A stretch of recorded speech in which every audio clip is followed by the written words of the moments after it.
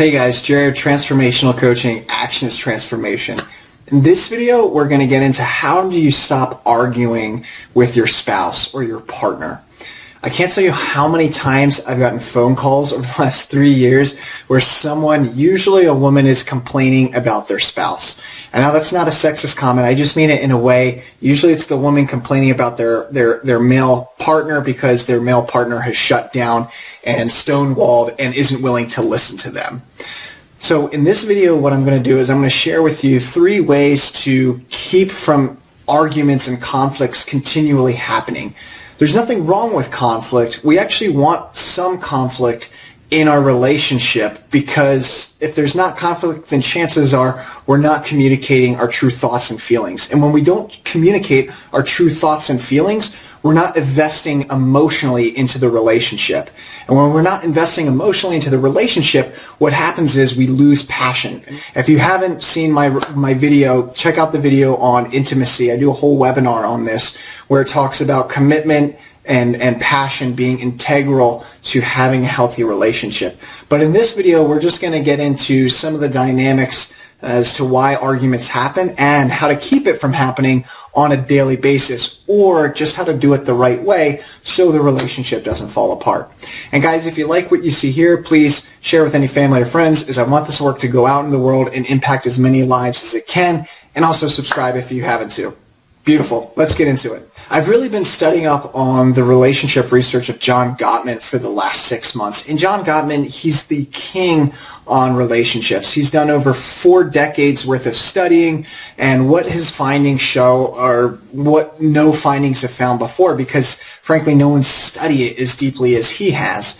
And he's really learning what keeps relationships healthy and what doesn't. In fact, he can even look at physiological signs in arguments within partners who are arguing and predict to 90% accuracy whether that relationship will survive, whether that marriage will last, or it won't. So he's really the authority I've found on relationship. Gottman has this concept of turning towards your partner even in conflict instead of turning away. What humans naturally do, especially if they've grown up in homes where they weren't allowed to express themselves authentically or express their emotions authentically, is we turn away from those seemingly conflictive emotions. We're worried about conflict happening, so what we end up doing is we avoid the real issue, we distract ourselves, and then naturally passive-aggressive behavior develops, which erodes the relationship. But the best thing that we can do is actually turn towards our spouse whenever they're feeling painful or they're expressing negative emotions. Because all negative emotions is an expression of not having a certain need met. And all of our emotions are valid. Now, we don't want to wallow in our emotions, but we do want to feel our emotions and then communicate them in a healthy way so we can strengthen and fortify the relationship. Remember, communicating how we're really feeling in a relationship helps to strengthen a relationship, and feeling heard and valued in the relationship and our emotions being expressed and validated is really important to having and holding a healthy relationship. Now, a lot of the times it's easy to turn away from our partner when that negativity is coming up, especially if we've had that past conditioning. But what's most important for us to do is turn towards our partner when they're in pain or when they're expressing negativity, even if that negativity is coming out on us. I can remember being taught my entire childhood, I was conditioned to be a peacemaker. Every time I expressed negative emotions, I would be disciplined or hurt. So I learned that expressing my emotions meant fear or punishment, and I was told to be a peacemaker.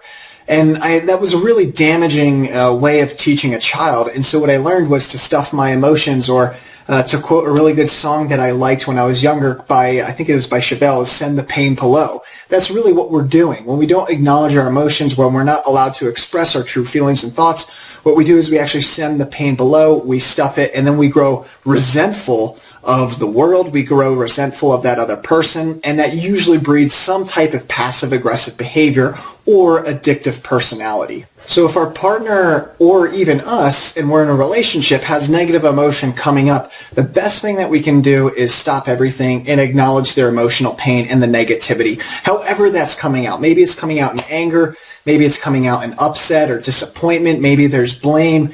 But really all that your partner is doing there is they're communicating something that they need. And that need is being communicated just maybe in a negative way that might feel like it's attacking your character or attacking the relationship. But all they're doing is asking for a part of them to be seen. And the best thing that we can do, and what Gottman has found in all of this research, is that the healthier relationships always have people who are willing to turn towards their partner, even when their partner's being so-called negative. So that's what we really want to do. We want to turn towards the person, see what's really happening, and say, what's really going on here? You really seem upset. How can I be here for you? And we want to ask those open-ended questions, which is number 2, actually. So number 1 is turn towards your partner, be there for them in a way that allows them to express their needs and their desires and their feelings, and allows them to do it in a safe way. Number 2 is ask open-ended questions. Please do not try to solve the problem for them. I see this so many times with men, and I've been guilty of it in the past, where maybe a woman is expressing her feelings and the man says, well, what if you did this? Or what if you did this? Or he says the ultimate problem-solving question that drives most women and most emotionally sensitive men crazy. Why? Why? If you're in a place where you're expressing your true feelings and your partner says why, and they might be doing it from a caring place, you might interpret that in the moment as your feelings not being justifiable. But whatever you're feeling, whatever feelings you're having, they're totally justifiable. And the best thing that we can do for our partners, our spouses, is see whatever emotions they're experiencing and allow them and let them know that they're perfectly okay, they're welcome, and they're accepted. And when we ask why, they might feel like they're being judged or criticized for having those feelings, which makes them close up, which makes the relationship get disconnected and eventually falls downhill and spirals down. What we want to do is create safe space for our partners to allow these emotions to surface and to come up safely. And once we allow ourselves to express what we're really feeling and to come up safely, then the relationship can actually blossom, because the partner's sharing how they're truly feeling. And if they share how they're truly feeling, then they're investing emotionally, authentically into the relationship, which actually in the long run allows the relationship to find more solid ground and stability. So the best thing that we can actually do is ask open-ended questions or exploratory questions when our partner is getting negative or when they're feeling really hurt in the relationship. And a perfect example of this is I was coaching one woman the other day, and she felt like her boyfriend wasn't listening to her.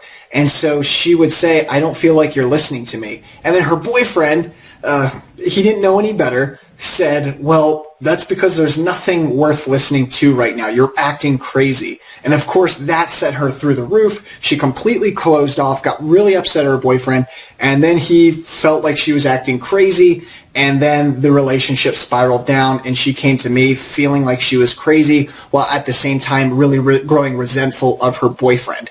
Now, the best thing that we can do for our partners, remember, even if they're expressing negativity, it's not personal. It has nothing to do with you. Most of the time, it's really just some feelings that they're trying to work through. Ask open-ended questions. Don't ask why and try to problem solve. In that situation, what we want to do is ask, what's that really about? I can remember being in one relationship 4 years ago where I always saw listening as at the time as my partner asking me, providing solutions. So for instance, I would be trying to figure something out. I would share her problems with me, or I would share my problems with her, and then she would say, well, Jared, she wouldn't say anything. She would just listen. And then I'd be like, well, why aren't you listening? And she said, I am listening. And then when she would share her problems with me, I would try to give her solutions.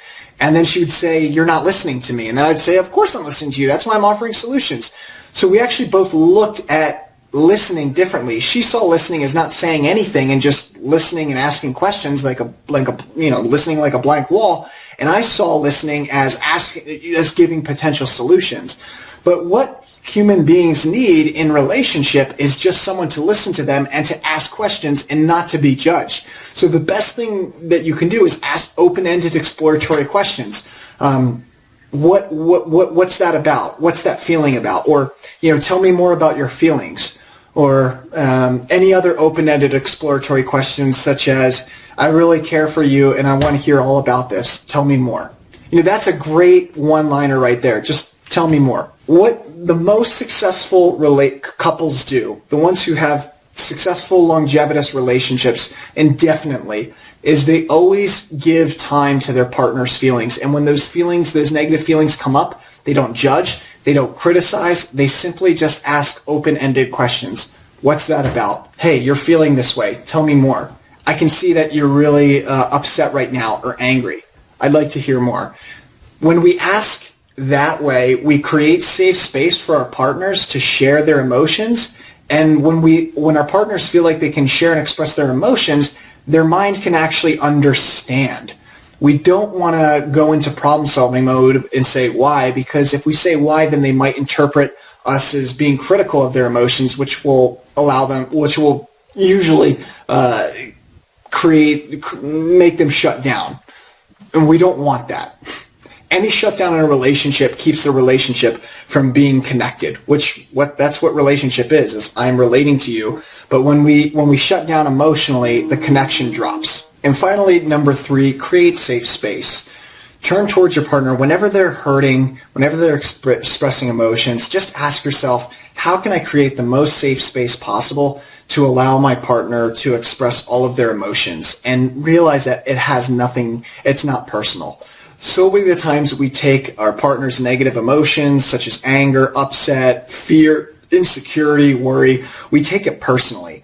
But most relationships, when you don't judge your partner's emotions or negative emotions, you'll see that they're just having an emotional fit. Have you ever seen a child, they have an emotional fit, they get really upset and scared, and then what happens? 30 seconds later, they're fine. And it's the same with our relationships. If we can just allow our partners to have their emotional fits and just accept, their inner child is just getting scared right now, or they're just expressing themselves negatively and not take it personally, then we can actually create and sustain a healthier relationship. And that is a beautiful space to come through, because once our partner feels like they can express those negative parts that they don't like about themselves or those shadow aspects, they learn to love themselves, which in turn allows them to love us on an even deeper level. That's all I got for this time. Thanks for joining me, you guys. If you like what you've seen here, please share. Please subscribe if you haven't. I love this work. I want it to go out into the world and change people's lives. I really get frustrated with our society at times because we don't teach people emotional skills. I wasn't taught these skills, and it created a lot of unhealthy relationship patterns in my life. And if we had these emotional skills and this knowledge, then there wouldn't be so much unhappiness in the world. And that's why I do this work. I really want this to go out and change and impact people's lives. Also, please check out the relationship series Laura and I are doing. If you haven't, feel free to sign up for that. We're interviewing coaches. We're doing live coaching. It's really been a fun series so far. We'd be honored for you to join. That's all I got for this time. Thanks so much for joining me, you guys. I'll see you next time.